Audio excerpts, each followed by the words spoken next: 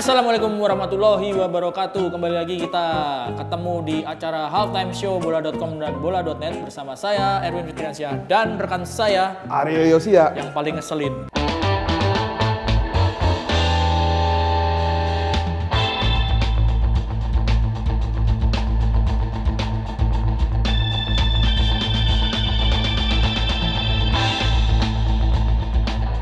Ya, minum dulu ya bro.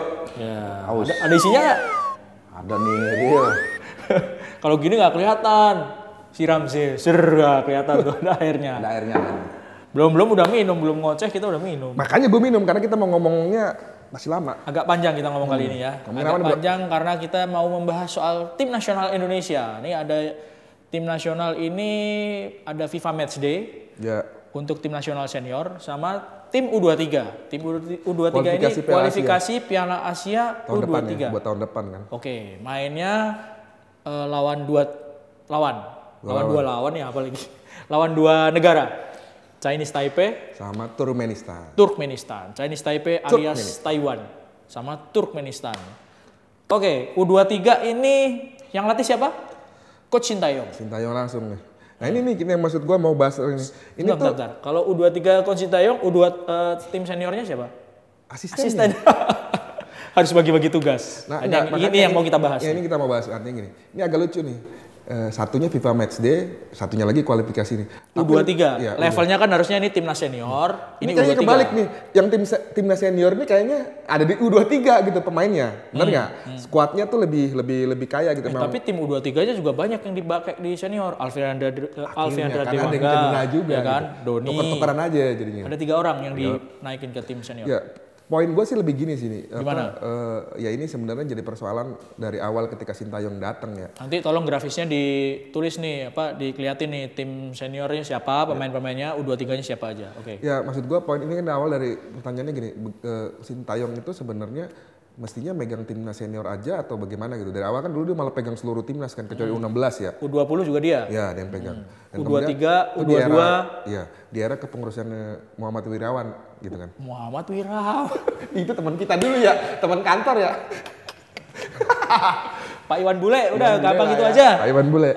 Ya, udahlah berjalan, kemudian Pak Erick Thohir jadi ketua umum, agak diubah tuh ya, diubah. Karena pertanggungjawabannya awalnya kan ini bukan U23 awalnya loh yang setahu gue. Apa? U23 kan Indra Safri. U20 kan. Karena kita mau main di Piala Dunia U20 waktu itu. Iya, Piala Dunia U20 nggak jadi, kemudian ternyata dia sekarang megang U23. Kemudian Indra Safri turun kelas menjadi U20 dan ada Bima Sakti. Memang sedikit lebih ringan gitu lah kalau diomongin dari kontraknya pertama gitu. Tapi kok menurut gue, kenapa sih nggak kita setiap timnas tuh punya pelatih sendiri? Bener nggak? Bener, emang harusnya begitu. Supaya nggak puyang juga itu Coach Sintayong kan. Kayak sekarang mikirin kan senior, mikirin U23 gitu kan. Iya, dengan lu bayangin aja. Ini bagaimana nggak padat baru tampil di Piala AFF U23, ya kan? Itu tensi tinggi juga, nggak ngarep juara tapi ujung-ujungnya ngarep juara ternyata. Meskipun nggak ditarget ya, tapi ternyata bisa final. Masuk final, kalah, adu penalti. Nggak selang sampai 1 bulan aja nggak nyampe mungkin ya. Kemudian dia udah harus ini lagi gitu kan. Ya awalnya kan dia mau pegang timnas senior, tapi dia nyerah. Gue bilang aduh berat ini gitu kan, dikasih ke asistennya. Gue nggak ngeremehin asistennya, tapi kan itu kan buat gue juga jadi aneh. Sakralnya timnas senior juga hilang gitu kan. Iya. Kok dilatih? Ya pertanyaan gue kan agak ininya juga kan. Ini kritik kepada PSSI sebetulnya ya. Harusnya pembagian tugas pelatih itu jelas. Gue nggak ngeremehkan sisi asisten ini, cuma ini timnas Indonesia yang senior loh ini. Main di FIFA. Iya, FIFA. Main di FIFA Matchday lagi. Ya kan? Masa yang pegang masih polusi. Di volumenya langsung gitu. Ini gue korban polusi Jakarta nih, lagi kacau. Ya, lanjut. Di kuping langsung. Kalau gue tutup pakai masker kan ntar gue dibilang Batman.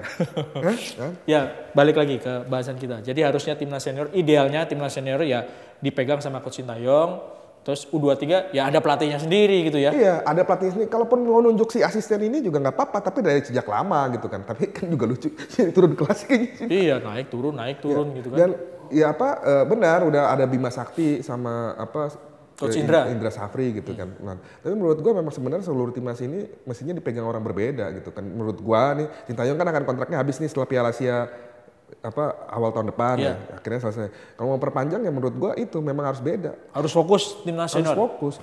ya jangan mau pakai juga sih. Ya ini kan sebenarnya menurut gue ya, gue kritikan juga. Mungkin ini cara PSSI juga pakai ya. Artinya dia kontrak sama Sintayong, tapi lu pegang semuanya gitu kan. Artinya biar tapi artinya situasinya jadi nggak mengenak. Menurut gue nggak enak loh ini. Sintayong akhirnya kan juga tarik-tarikan. Untungnya asistennya adalah asisten yang pegang timnas Indonesia. Iya kan. Tukar tarik sini, tarik sana gitu kan. Saya harus fokus ke ini. U23 nih buat agar lolos ke putaran final Piala Asia juga gitu kan. Tapi di sisi lain ya Indonesia juga berharap poin tambahan kan untuk memperbaiki ranking gitu. Yang gua agak heran sebetulnya kalau misalnya memang dikontrak dengan cara kayak gitu, kok mau ya Coach Sintayong ya? Kan pasti puyeng itu. Piala tim senior, tim U23, baru jadi, U20. tiba-tiba jadi mikir yang sama gitu. Iya kan? Iya. Meskipun bayarannya besar gitu ya, meskipun honornya gede, cuman lu pikirin aja. Senior U23, U20 dia pegang putar kan pusing gitu pasti. Pemainnya kan udah lebih dari 100 dulu itu yang pasti gue dengar kan. gini, gue jadi inget nih, ada sebuah cerita waktu itu kan ditanya soal itu juga Sintayong. Dia tuh sebenarnya ingin menyamakan gaya bermainnya. Jadi artinya kalaupun dia pegang senior dan U23, jadi dia bisa ngambil dari pemain dengan U23 untuk naik kelas. Itu kerjaannya direktur teknik gak sih? Harusnya. Makanya iya Sintayong kan? mestinya dikontraknya sebagai direktur teknik. Bukan sebagai pelatih. Iya, kan? kalau mau kayak gitu ya lo kontrak dia sebagai direktur teknik, kemudian baru turunannya seperti itu. Itu idealnya seperti itu ya. Ada direktur teknik, pelatih timnas senior sendiri, U23 sendiri, U20 sendiri, U17 sendiri. Tapi di Indonesia ini kapan ya ideal-idealnya gitu? Hal yang sederhana gini aja kayaknya susah ya. Sebuah ideal bagi Indonesia itu adalah sebuah ketidakidealan. Iya. Ya kan? Betul. Yang tidak ideal itu yang menjadi ideal gitu akhirnya.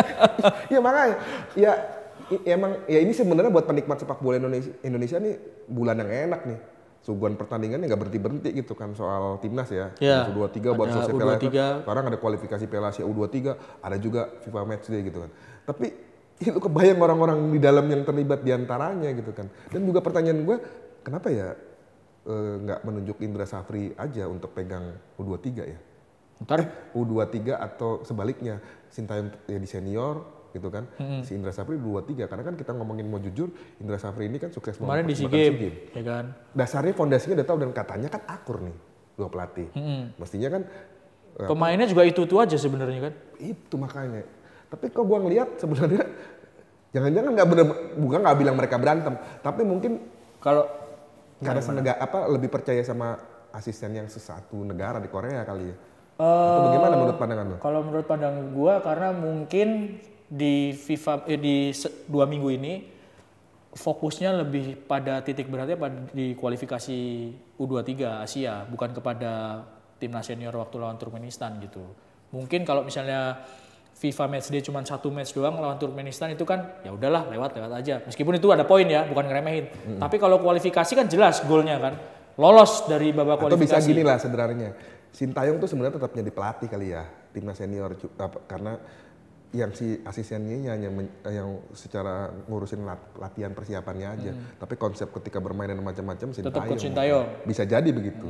Gitu ya. Tapi gue tetap itu bingung gitu. Tapi Indra Safri karena U20 juga kali. Pegang karena U20, dia lagi persiapan lagi pegang ASEAN Games ya. Walaupun sebenarnya belum, maksudnya bulan-bulan ini kan belum terlalu panas, masih bisa lah dia memimpin atau 3 pertandingan. Tapi kita ngomongin soal sisi lain tentang U23, menurut lo bagaimana peluang kita untuk lolos ke? Peluangnya besar. Apa? Lawan Chinese Taipei atau Taiwan itu di pertandingan resmi itu Indonesia pernah menang 4-0 di Asian Game. Jadi, iya Asian Game benar. Ya kan? Asian Game. Nah, Luis Mia waktu itu pelatihnya. Iya. Apa mau ngomong apa lagi lo? Gue mau ngomong lu potong terus nih. Lanjut ya. Lanjut. Komposisi pemain U23 sekarang itu rasa senior, rasa pemain senior. Banyak pemain senior yang udah main di level senior. Pratama Arhan ya kan? main di situ ya. Pratama Arhan. Kok Arpan sih? Ini kebiasaan salah nyebut orang. Pratama Arhan, baru ya nikah kan? tuh. Ngomong, tar dulu. Pratama baru nikah tuh. Oh iya. Sama salah satu anaknya politisi. Iya. Terkenal di Indonesia. Nikahnya di Jepang. Iya. Pratama Arhan, Marcelino Ferdinand, ya kan? Witan. Ya kan? Terus apa lagi? Rizky Ridho. Ini kan pemain-pemain yang udah main di level senior. Terus yang gue menerbitkan harapan buat orang-orang pecinta sepak bola Indonesia, ini pemain-pemain yang dipadukan sama diaspora, ya kan? Iya, naturalisasinya. Rafael Struijk. Lumayan tuh, bagus tuh, keren main. Ivar Jenner. Ivar Jenner juga. yang dimain di Ipswich, Elkan Bagot. Nah ini jarang-jarang nih Elkan Bagot bisa main buat timnas dengan gampang ya. Kan lagi libur kompetisi, ini kan FIFA Match Lu Day. nggak tahu maksud gua nyindir gitu kan. Kayak gini kan gampang kalau semuanya FIFA Match Day gitu kan. Artinya nggak ada alasan untuk nggak datang. Nggak datang kan tuh orang. Rizky Ridho juga datang kan tuh orang. Ya. Iya, jadi Ya, enak lanjut, gitu. lanjut. Jadi ini kumpulan pemain yang sudah punya pengalaman di level timnas senior, ya kan? Pemain diaspora. Terus pemain U23-nya ini bukan pemain yang kebanyakan jadi cadangan di tim Liga 1 atau di tim asli. Main semua on fire. Kebanyakan lagi main. Juga ada pemain-pemain baru, ada satu tuh anaknya Hari Salisbury, tau gak lo? Raihanan.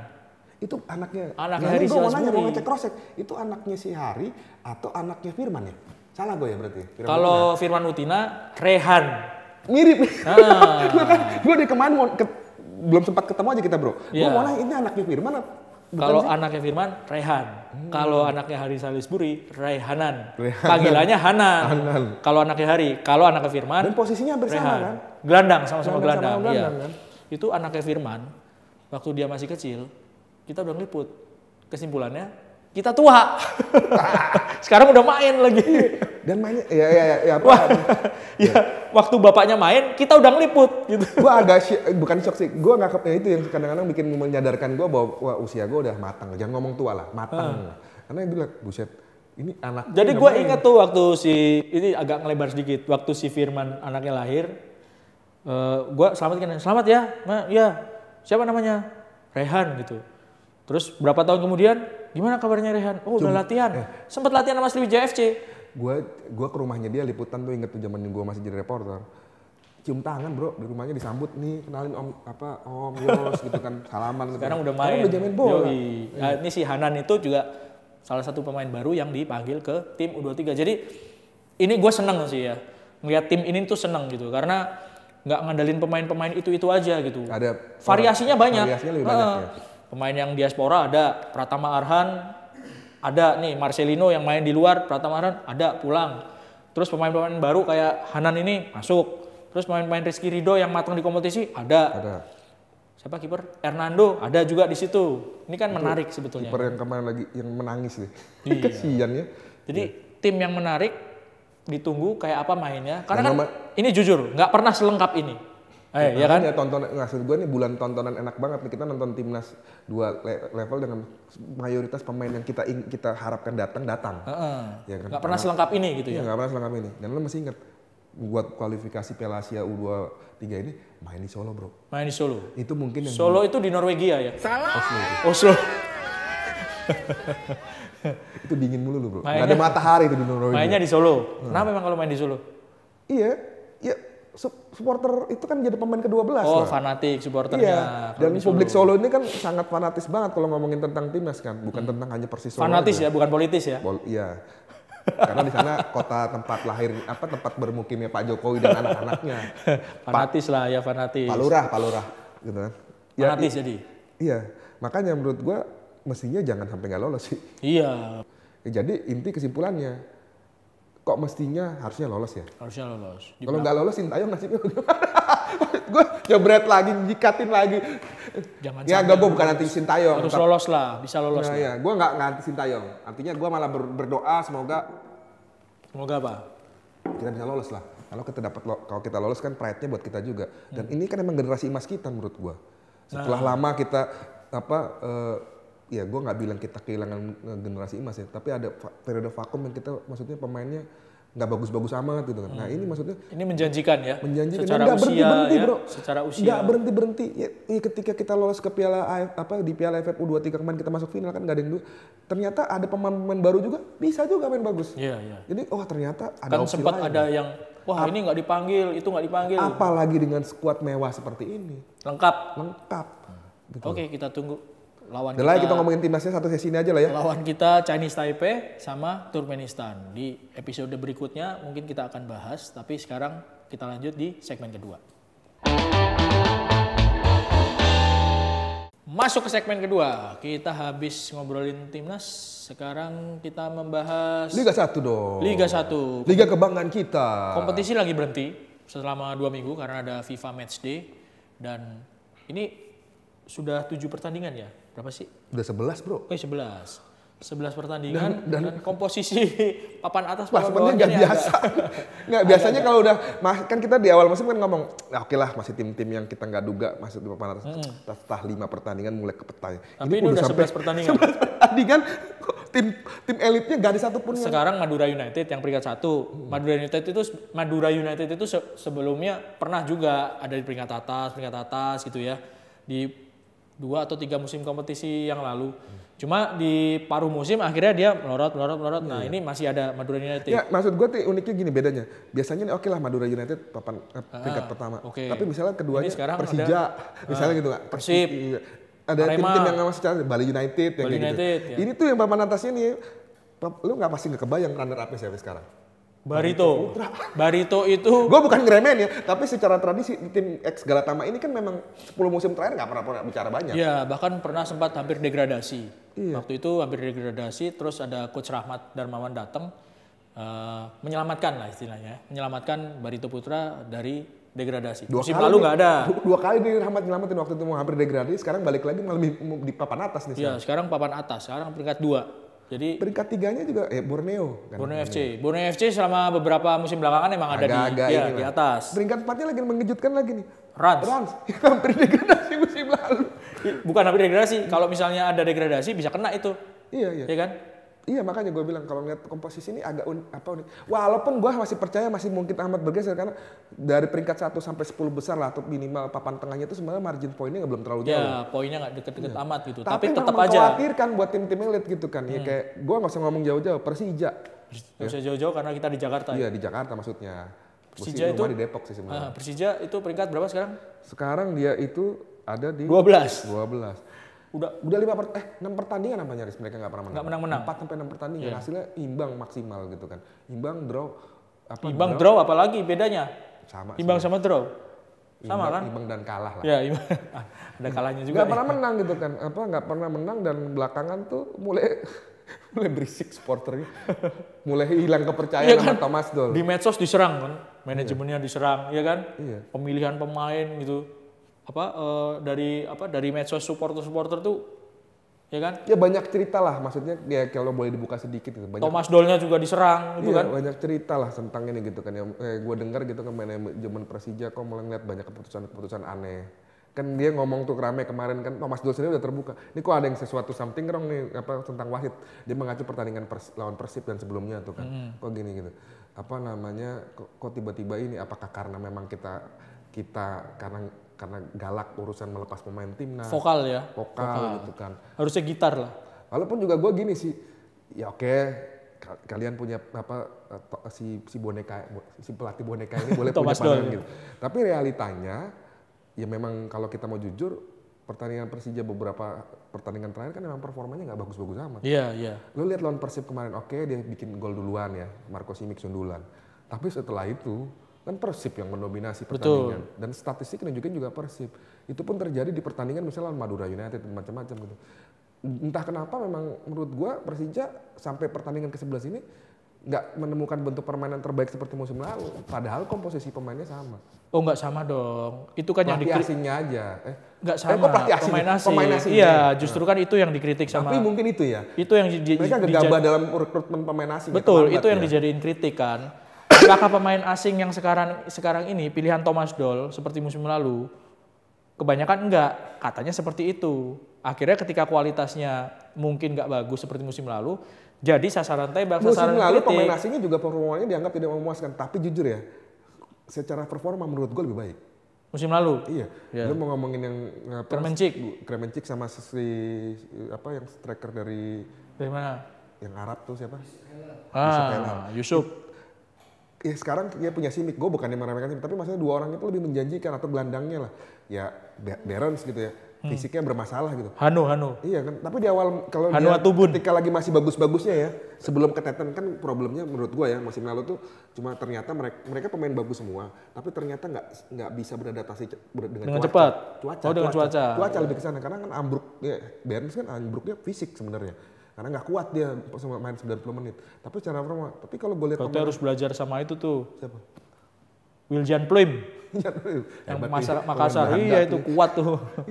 Ya, Sekarang menurut gua ya pemain asingnya kok cenderung so-so. Hah? So-so. So-so. Biasa-biasa aja gitu ya. Iya, biasa aja. Simic kemarin ngegolin tapi habis itu kan dikritik. Cuman 1 on target, 1 gol, udah habis itu nggak ada Dan ancaman mereka nggak lagi. punya opsi cadangan buat Simic. Hah? Ya Aji aja striker lokal. Iya. Tapi artinya kalau ibarat kata dulu Aji bukan jadi Persikabo. Aji siapa? Santoso. Pelatihnya bro. Aji yang baru dipanggil timnas. Lagi naik daun dia. Oke, Persija dari peringkat 12. Bali United di peringkat 8. Agak mengerikan ini Bali Juara United. bertahan, PSM di peringkat 10. Iya. Persib Bandung di antara-antara itulah. Persib Bandung udah ganti pelatih, masih belum ajak juga. Persib Bandung ada di peringkat ke 11. PSM 10, Persib 11, Persija 12. Udah di 3 serangka ini nih. Kalau PSM sebenarnya menurut gue udah seperti dugaan kita dari awal ya. Biasalah tim habis juara ya, aja pemain-pemain Sindrom habis juara. Ya, gitu kan dia cenderung santai. Tapi ini kayak tim yang selalu stabil di papan atas kayak Bali United. Apa udah bosen kali ya dengan gaya pelatihnya yang sama bertahun-tahun nih? Teko. Maaf Pak, Mas Teko. Senior Teko. Ya maksud gue apa udah titik jenuh gitu karena Bisa Bali United itu paling sabar kalau urusan pelatih. Ya. Teko tuh bisa dibilang dalam 4-5 musim terakhir 4 ya, udah 4 tahunan ya kalau nggak salah. Mungkin sekitar 4 atau 5 ya. Iya. Dia pernah back to back aja juara kan. Iya, back to back satu. Ketika pun Berarti gagal, pemain belakang ya? Dari pemain belakang ke pemain belakang kan? Maksudnya Back to back. back to back. Winger. Iya, Cukup sabar. cukup sabar gitu kan. Tapi akhirnya setelah kayak gini apa udah jenuh kali ya, butuh perubahan kali ya. Mungkin ada juga faktor itu. Yang menarik juga nih PSIS sama Persebaya. Itu Masih ada di atasnya 3 serangga itu. Ya kan? lebih baik. Tadinya awalnya Persebaya udah Aji Santoso Iya. akhirnya pindah ke tim hijau yang satu lagi gitu kan, hijau ke hijau. Persikabo. Dan sampai sekarang Persikabo masih ada di peringkat ke 17. 17. Iya benar, peringkat 17. Masih papan bawah. Kalah dia masuk langsung kalah telak. Persebaya menarik loh, yang pegang Uston Nawawi. Nawawi. Uston ini bekas pemain Inggris. Apa tuh? Chris Uston. Blackburn Rovers. Duetnya Alan Shearer. Kriston. Wih, striker idola gua tuh. Dia lisensinya nggak memenuhi syarat, ya kan? Kan harus AFC Pro ya. Dia belum. Dia baru lisensinya apa? B apa? Ngeri dong kalau B. Bukan, maksudnya Ya pokoknya belum inilah. belum memenuhi standar syarat. gitu. Akhirnya harus ganti. Persebaya udah lobby nggak boleh katanya, ya kan? Tapi dia menang terus. Setelah ditinggal Aji, banyak Gue menangnya. ngaku jujur nih ya sama lo nih. Gue juga kaget. Gue pertanyaan gue siapa ya setelah Aji ya pelatihnya? Kok belakangan gue liat di medsos Uston. Ini kenapa? Ini Uston ada apa ya dengan Uston gitu? Ternyata dia caretakernya. Gue kaget loh. Bro. AADU dong. Ada apa dengan Uston? Iya. Kan kemarin kan ada menariknya gini di medsos kita kalau nggak salah Tiki Taka ala Persebaya di Unang gini. Wih mainnya masih sama nih. Ternyata di belakangnya emang Uston ya maksud gue. Tapi sebenarnya kalau Tiki Taka dari Aji Santoso juga udah mainnya udah kayak gitu. Ya. Enggak, justru gitu maksudnya. Kok ini mainnya masih sama nih? Berarti ini ada orang yang menurut gue satu frekuensi tentang style bermain. Ya Uston sama Aji ini kan orang yang sebenarnya sangat dekat. Kalau style main sebenarnya sama John. Cuman kalau Uston itu mungkin lebih variatif untuk menurunkan pemain. John siapa? Hah? John ini. Lu barusan ngomong John Banua. Nama kita Yosia bos. John siapa? Persibawa Mena dong kalau John Banua. Itu si Uston Uston Nawawi itu serius jangan bercanda. Uston Nawawi itu lebih variatif dalam menurunkan pemain, nggak itu aja. Kalau gaya main sebetulnya kurang lebih sama. Ada Tiki Taka ala Surabayanya tuh dari Aji Santoso, dari Coach Aji. Ya, itu yang belum bisa dibawa ke Persikabo, makanya Persikabo masih di bawah juga. PR juga itu. Kawan kita di situ juga sih. PSIS tuh yang bagus. Dan PSIS tapi kalau menurut gue sih sebenarnya nggak ada itu. Gali Freitas. Menggali gitu ya. Iya. Tukang itu gali. Lagi bagus tuh Gali Freitas kan. Nggak dia doang, tapi kalau PSIS itu menurut gue memang dari 2-3 musim terakhir gue udah lihat tim ini sebenarnya punya potensi karena menurut gue mereka punya banyak pemain muda yang potensial. Sama beli pemainnya bagus-bagus, Cing. Iya. Siapa itu? Fortes. Ya kan? Sama siapa Jepang tuh? Marukawa. Marukawa. Iya. Gue kok punya feeling kayaknya kejadian nih Thomas Doll dipecat nih. Kenapa? Ya sederhana aja, liga kita tuh liga kejam. Gak usah jauh-jauh, ini baru ada pemecatan satu dari Persita. Luis Edmundo. Iya, musim lalu bayangkan aja nih pelatih kan walaupun Persita bukan tim juara ya, tapi kan puas lah pendukungnya. Mainnya oke gitu. Permainannya menyenangkan, kok ada permainan menyenangkan ya. Memuaskan lah ya. Memuaskan gitu. Nah, lihat gini kan. Tapi kalau Persita sekarang kan 6 kali nggak menang-menang, kalah terus. Persija juga udah 6 kali nggak menang-menang, Bro. Gitu kan. Dan pada ini akhirnya klub hasil besar, ya. klub besar gitu. Dan klub besar dengan ekspektasi tinggi. Ya lu lihat sendiri sekarang di medsos seperti apa. Yang awalnya kita percaya Thomas Doll, sekarang belakangan udah mulai ada suara, ini bener nggak kita beneran? Bukannya tanpa dasar. Klub besar, ekspektasi tinggi, supporter fanatik, ya kan? Iya. Persib, Luis Mia, pecat. Walaupun nggak katanya sih nggak Ya, pecat. ganti lah ya. Persebaya, ya kan? Ganti juga. Ini kan sama tipikalnya sebenarnya. Klub besar, tradisinya kuat, supporternya Dan fanatik. Persija nggak seperti Bali United yang sabar modelnya. Bukan tipikal seperti Bali United yang cukup sabar. Ya mereka tuh pernah dalam satu musim mengganti sampai 3 pelatih. 3 kali ganti. Iya kan, waktu zamannya Ivan Kolev kan. Wah, ganti. Buset, ini satu musim 4 kali kalau nggak salah, bukan 3 kali, 4 kali. 4 kali. Ini amat mungkin artinya gini, seberapa tahan gitu kan dengan kondisi seperti, walaupun menurut gue sih tadi gue termasuk menyenangi lah, bukan menyenangi dalam arti pribadinya Thomas Doll. Gue kalau menyenangi gue ngeri, gue kalau ngomongin laki-laki gitu ntar konotasinya. Tapi gaya-gaya kepelatihan seperti Thomas Doll itu kita butuh Indonesia. Ya, ada profesionalisme di situ, ada standar bagaimana dia datang dengan konsep bermain 3 back, ya kan 3-4-3 atau 3-5-3. Gimana gitu dia mempercayai pemain muda dan akhirnya tren pemain muda ini betul. Gitu kan. Artinya Sintayong pun yang suka pemain muda kan menikmati keuntungan dari suksesnya Persija mencetak pemain muda gitu. Meskipun akhirnya jadi Simalakama karena pemainnya diambilin terus ke timnas. Nah, itu tadi gue baru mau bilang, Thomas Doll ini menurut gue kasihan karena memang dia nggak pernah punya skuad yang cukup lengkap gitu. Gue nggak mau ngomongin tentang non teknis dia bisa A B C D karena faktor. Memang ada non teknisnya ya? Ya menurut versi mereka kan kok gue kayaknya wasit mulai rese nih atau kayak itu versi mereka itu mulai aneh-aneh nih ya. Sepak bola Indonesia kan begitu ya, selalu begitu. Kok dilalah gini, setelah Thomas Doll itu beberapa kali ngomong bersuara vokal gitu ya. Kok ada aneh-aneh nih. Iya, ada beberapa merasa kejadian. Tapi kejadian buat aneh gue gini gitu. sih, tapi kadang-kadang gini, kalau sepak bola Indonesia gue nggak bisa 100% meyakini juga ucapan orang gini. Kadang-kala juga emang dasarnya mainnya jelek aja, kemudian lo ngeklaim aja gara-gara wasit. Itu banyak pelaku-pelaku sepak bola Indonesia kayak gitu. Dan buat gue cari kambing conge kambing conge gitu kan. Ya karena dia tahu nih posisi gue, tapi gue bisa memahamin gitu kan. Memang ya memang ya walaupun benar ada beberapa gue lihat ada beberapa kontroversi. Ya tapi mungkin kan gini, ya kalau mainnya benar-benar bagus juga gitu kan juga tetap aja menang. Intinya gitu. Bahaya lah ini Thomas Doll ini kalau Persija nggak segera menang. Feeling so bad gue kalau lihat dia gitu ya dengan perkembangan gini. Yang gue dengar masih solid di manajemen. Asal manajemennya solid, percaya sama Thomas Doll aman. Tapi gini juga sih memang ini kalau diputus kontraknya Thomas Doll itu kan 3 musim clear. Artinya. Jadi sekarang dia udah musim kedua. Kalau dipecat tengah jalan, kompensasinya jalan.